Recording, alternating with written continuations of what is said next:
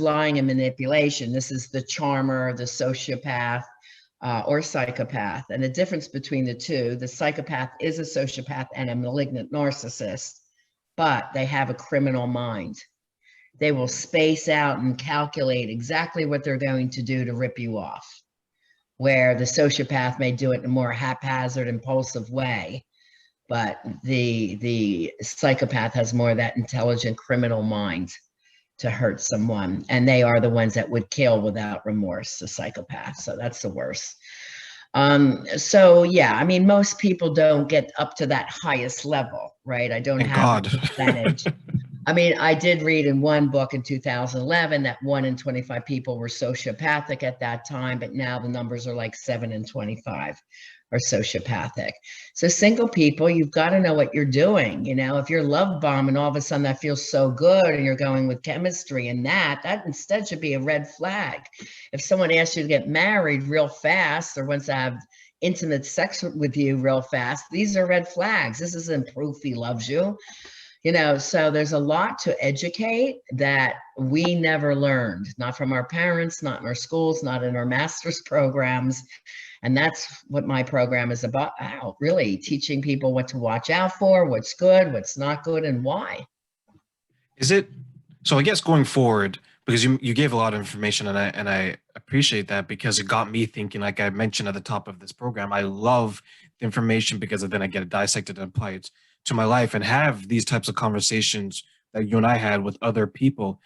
Is it, and I don't want to simplify this, but are we going about it the wrong way? Meaning that instead of looking for only that love chemistry, should we be more practical and say, I'll use you and I as an example, I'm looking for this in a relationship and Rihanna's able to give me this, this, and this. So logically, we're good for each other. We're two attractive people. We're attractive to each other. But not only do we come in as whole as can be, right? Because we all have our own issues and our own trauma, as you mentioned. We're coming together knowing what is causing us to react and behave a certain way. But together, we can complement each other and hopefully build something together that's based off of the interaction between you and I, more so than us just looking at each other saying that, you know what, you look very nice today, let's get married. Yeah, well, that's the thing. We don't ever want to fall in love just by chemistry or lust blindness alone. Yes, there has to be an attraction factor. You have to say in your mind, can I picture making love to this person? If you can't, then it's not going to work anyway, because you just can't fake those real emotions. So it's a combination. But if you only go for chemistry, I call that the icing on the cake. If you forget the cake, then your icing's just on the ground melted. You've got nothing. So the cake is the largest portion of the cake, right? The substance.